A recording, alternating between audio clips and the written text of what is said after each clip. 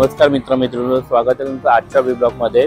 तर माझ्या पाठीमागे तुम्ही बघू शकता हा मुंबई टू अहमदाबाद हायवे आहे।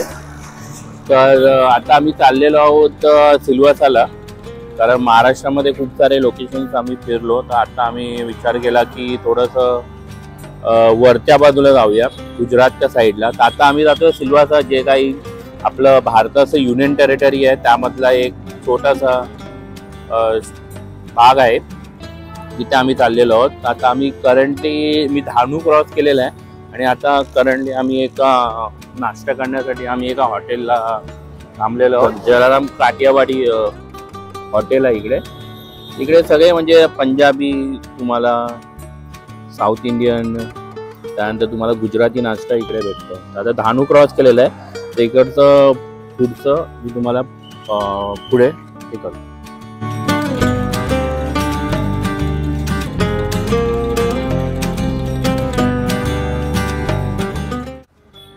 तर आता आपण नाश्ता वगैरे करून पुढे गेल्यावर 1.5 ते 2 तासानंतर आता आपण सिल्वासा इथे पोचलेलो आहोत।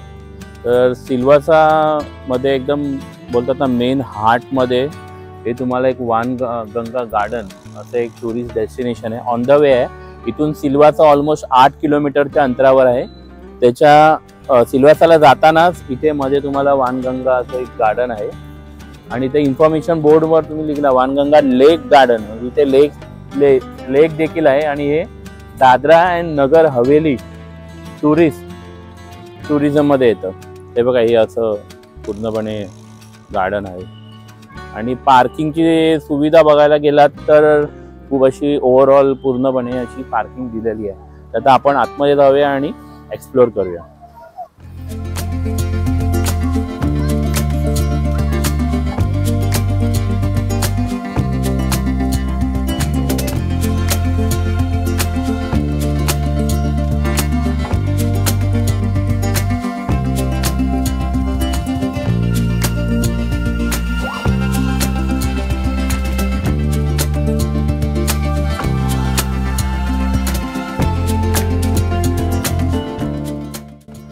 तर एंट्री केल्या तुम्हाला इकडे मुलांना बघा खेळण्यासाठी गेम्स आहेत। त्यानंतर माझ्या पाठी बघू शकता तुम्ही एक लेक आहे, लेक हे बघा माझ्या पाठी लेक आहे। त्या लेकला जाण्यासाठी आहे ना इकडे तुम्हाला ब्रिज आहे। तर ब्रिजवर आपण जाऊया आणि त्या ब्रिजला आपण अजून चांगल्या प्रकारे एक्सप्लोर करूया।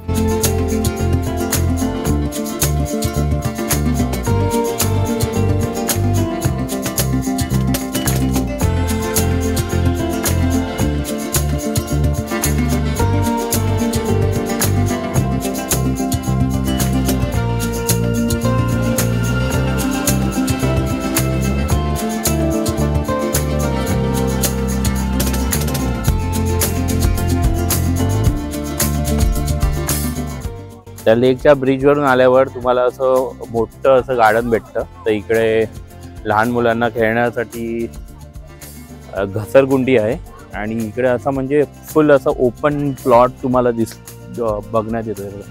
ते मोदीचा पोस्टर पण दिला आहे, ये है नया भारत। त्यानंतर इकडे एक ब्रिज आहे, ओपन आहे। टेम्परेचर इथे नॉर्मल आहे, ह्युमिडिटी सेम आहे जसं मुंबईला असते, पण 1-2 तासासाठी फिरण्यासाठी खूप छान असं एक गार्डन आहे।